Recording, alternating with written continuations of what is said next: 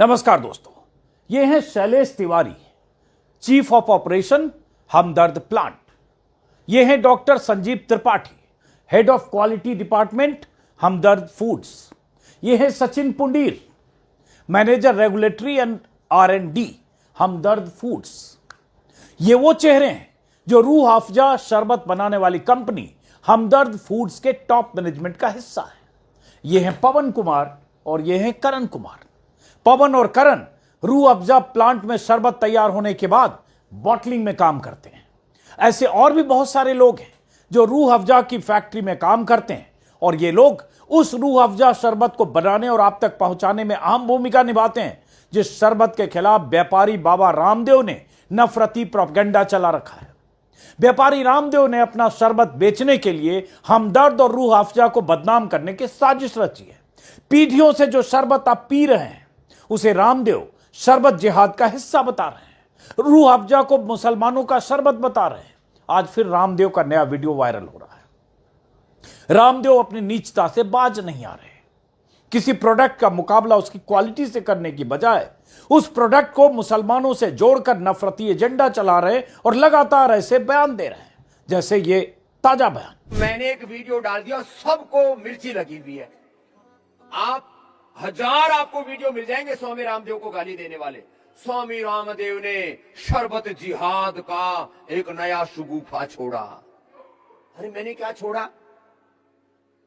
यह है ही लव जिहाद, लैंड जिहाद, वोट जिहाद, बहुत तरह का जिहाद चलाते हैं लोग। मैं नहीं कह रहा हूं, यह हकीकत है। रामदेव लव जिहाद, लैंड जिहाद, वोट जिहाद कहते हुए शरबत जिहाद तक आ रहे हैं और ऐसा ही उन्होंने पहले भी कहा था। एक सप्ताह पहले कोई शरबत बेचने वाली कंपनी, शरबत बनाने वाली कंपनी जिसका इतिहास 119 साल पुराना है, जिस कंपनी के शरबत को पीढ़ियों से भारत के करोड़ों लोग पीते रहे, वो शरबत बनाने वाली कंपनी जिसमें बहुत सारे हिंदू काम करते हैं, क्या वो शरबत जिहाद कर रही है? क्या वो कंपनी प्रोडक्ट बेचने के अलावा किसी जिहाद का हिस्सा है? ये बाबा रामदेव कह रहे हैं। क्यों? क्योंकि बाबा रामदेव को अपना प्रोडक्ट बेचना है, इसलिए नीचता की हर सीमा को तोड़ना है और शरबत बनाने वाली उस कंपनी के मालिकों के धर्म के आधार पर उन्हें मुसलमानों का शरबत घोषित करना है और इस तरह से देश में शरबत के रंग में जहर घोलना है, नफरत का जहर घोलना है, ताकि जब आप शरबत पिएं तो समझें ये बनाने वाली कंपनी मुसलमानों की कंपनी है। ये इस देश में रामदेव और ऐसे लोग ही कर सकते हैं। किसी शरबत की पहचान उसके स्वाद से हो सकती है, उसकी क्वालिटी से हो सकती है, उसकी विश्वसनीयता से हो सकती है, उसकी मिठास से हो सकती है, उसके रंग से हो सकती है। आप पिए या ना पिए आप तय करने के आपके पास कई आधार हो सकते हैं। इसका क्या मतलब है कि शरबत बनाने वाली उस कंपनी के मालिक हिंदू हैं या मुसलमान? रामदेव के चट्टे बट्टे तेजी से यह बात भी फैला रहे हैं, कई सालों से बीच बीच में यह बात आती रहती है सोशल मीडिया के जरिए कि रूह अफ़ज़ा बनाने वाली कंपनी में सिर्फ मुसलमान काम करते हैं, उनकी कमाई के पैसे से मस्जिद और मदरसे बनते हैं। लेकिन सच से इसका कोई रिश्ता नहीं है, कोई नाता नहीं है। मैं कई ऐसे लोगों से हमदर्द के प्लांट में मिल चुका हूं जो हिंदू हैं और सालों से वहां काम कर रहे हैं। जिनसे मैं मिला, उनसे क्या बात हुई, कुछ टुकड़े मैं फिर आपको सुनाना चाहता हूं। सुनिए जरा, देखिए। मेरा नाम शैलेश तिवारी है। मैं यहाँ पे as a chief of plant operation काम कर रहा हूँ पिछले 11 सालों से। शैलेश तिवारी हैं, चीफ ऑफ ऑपरेशन प्लांट काम कर रहे हैं 11 साल से। नाम पर गौर कीजिए जी। ये सब तो आप लोग भी सुनते होंगे, ये सब दुष्प्रचार होता है जी सोशल मीडिया पर लगातार। मैंने 4 दिन पहले वीडियो बनाया, मेरे को 50 लोग लिख रहे हैं कि वहाँ तो हिंदुओं की एंट्री नहीं है, सिर्फ मुस्लिम एम्प्लॉय होते हैं। और आप कितने साल से, आपने बताया? हम पिछले 11 साल से मैं यहाँ पे काम कर रहा हूँ as a plant head and chief of plant operation. और यहाँ पे इस तरह की कोई भी ना तो भावना है, पूरे टॉप मैनेजमेंट से लेकर नीचे तक ऐसा कोई संदेश नहीं है कि एक वर्ग विशेष को ही यहाँ पर एम्प्लॉयमेंट दी जाए या हम कोई कार्यविधि में उनको भागीदारी न रखें। यहाँ पे सभी को समान तरीके से रखा जाता है। इवन जितने टॉप रैंक के लोग यहाँ पे हैं प्लांट की देखरेख में, वो सारे हिंदू हैं।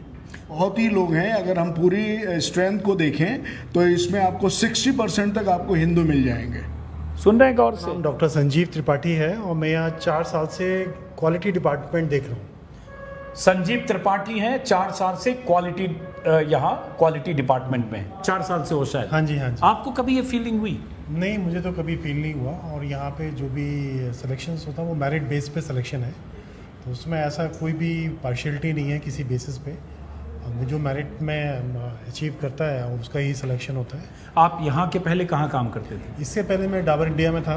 ओके। और ये मेरी दूसरी पारी है यहाँ पे हमदर्द के अंदर। मैं पहले भी 2008 से लेके 2012 तक काम कर चुका हूँ इस ऑर्गेनाइजेशन में।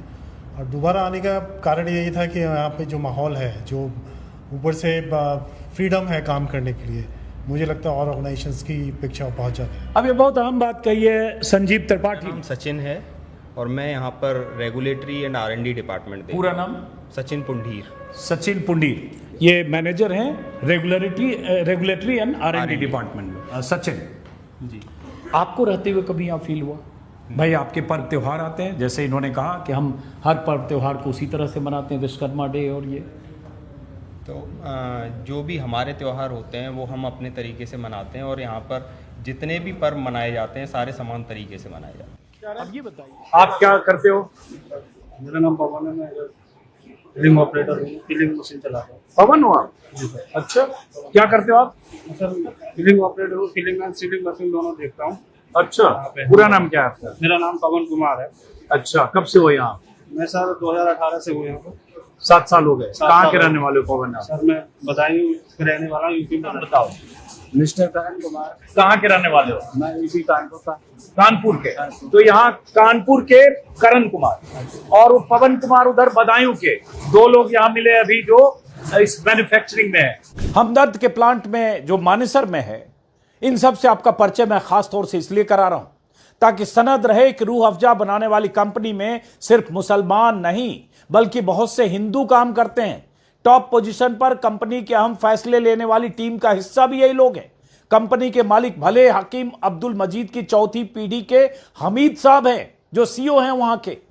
हमीद अहमद नाम है शायद, लेकिन वहां के मुलाजिमों में हिंदू कौन है मुसलमान कौन, इसका कोई फर्क नहीं है। मैंने दिल्ली से सटे मानेसर इलाके में हमदर्द की फैक्ट्री में जाकर वहां का माहौल देखा है और इस नतीजे पर पहुंचा हूं कि उस कंपनी में बहुत ही भाईचारे और सद्भाव का माहौल है।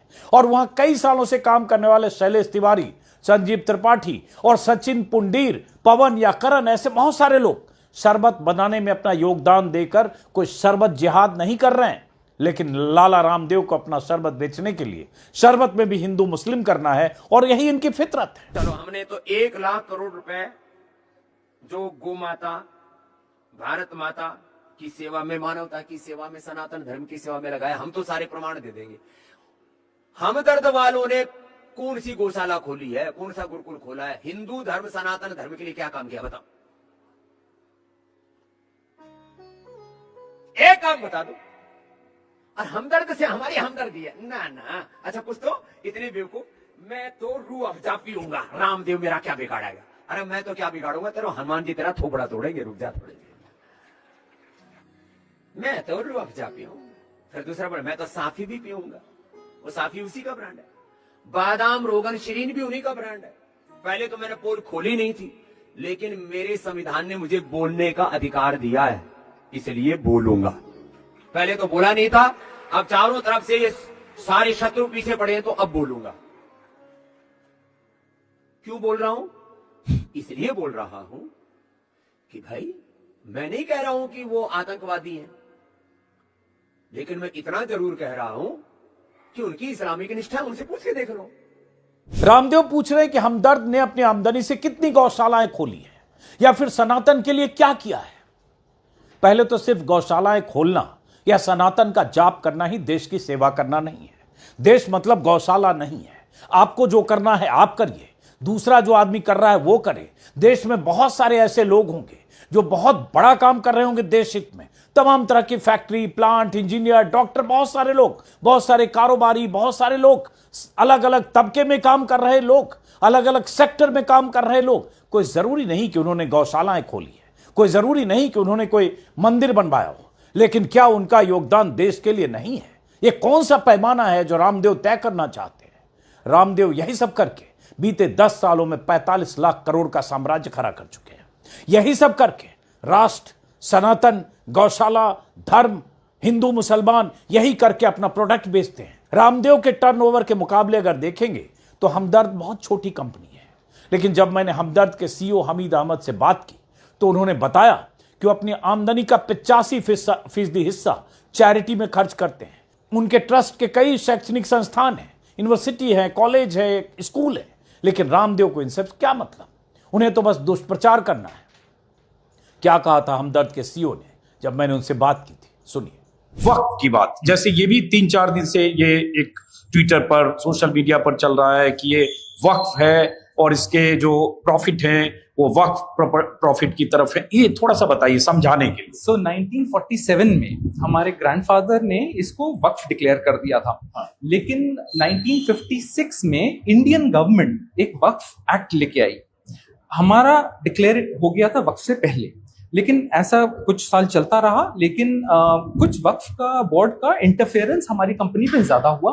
1972 में हमारे दादा हकीम अब्दुल हमीद साहब ने वक्फ बोर्ड के अगेंस्ट एक केस डाला, जिसका डिसीजन 2011 में आया, 2011 में आया दिल्ली हाई कोर्ट से, that Hamdard is not a waqf under the Waqf act. Okay, so उसके बाद से हमने ट्रस्ट डिक्लेयर किया इसको, और जो जैसे काम करते आ रहे थे, जो एक और बात मैं ये बता दूं कि रूह अफ़ज़ा का जितने भी प्रॉफिट होता है उसका 85% चैरिटी में जाता है, और उसके उस अमाउंट से हमने स्कूल्स बनाए हैं, यूनिवर्सिटी बनाई है, 85% चैरिटी, 85% प्रॉफिट का। ओके, और उसका स्किल डेवलपमेंट इंस्टीट्यूट बनाया है, कल्चरल इंस्टीट्यूट्स बनाए हैं, लेकिन कोई भी मंदिर, मस्जिद, गुरुद्वारा के अंदर ऐसा कोई रिलीजियस एक्टिविटी नहीं है, और ना ही कोई ऐसी कोई रिलीजियस एक्टिविटी।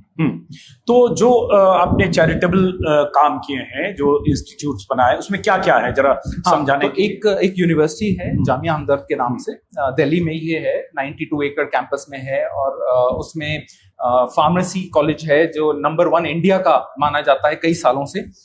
उससे बच्चे पढ़ के और बाहर चले जाते हैं, उनको अपॉर्चुनिटीज बहुत अच्छी मिल जाती हैं।